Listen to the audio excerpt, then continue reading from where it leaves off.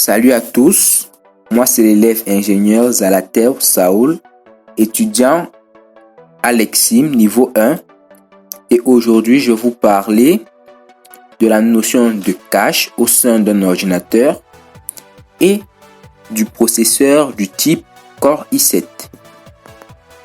Le cache est une mémoire intermédiaire utilisée par le processeur pour stocker temporairement les données fréquemment utilisées. Son rôle est d'améliorer la performance du système en réduisant le temps d'accès aux données. Le cache est généralement organisé en plusieurs niveaux. On dispose donc des caches du niveau 1, du niveau 2 et du niveau 3. Le niveau 1. Le niveau 1 est le plus proche du processeur et est aussi le plus rapide à accéder aux données, mais aussi le plus petit en taille. Le niveau 2. Le niveau 2 est légèrement plus lent, mais plus grand de taille. Et enfin, le niveau 3, qui est encore plus grand de taille, mais plus lent.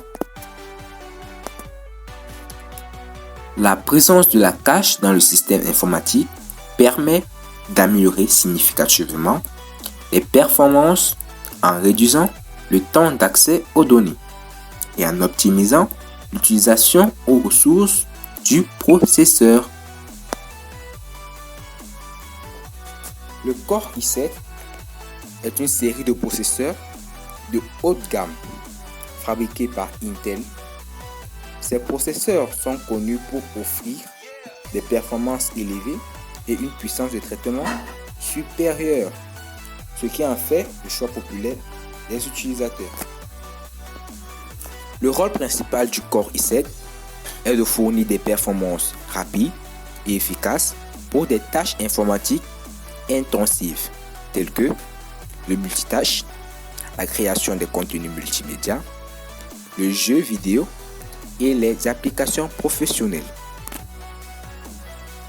En plus de leur puissance de traitement brut, les processeurs Core i7 intègrent également des fonctionnalités avancées telles que le Hyper Threading, qui permet à chaque cœur de traitement de gérer plusieurs tâches simultanément, et la technologie Turbo Boost, qui augmente automatiquement la vitesse d'horloge du processeur lorsque cela est nécessaire. En résumé, le rôle du Core i7 est de fournir des performances élevées et une puissance de traitement supérieure pour répondre aux besoins des utilisateurs exigeants dans les domaines tels que les jeux, la création des contenus et les applications professionnelles. Merci d'avoir suivi cette vidéo. J'espère qu'elle a pu vous aider.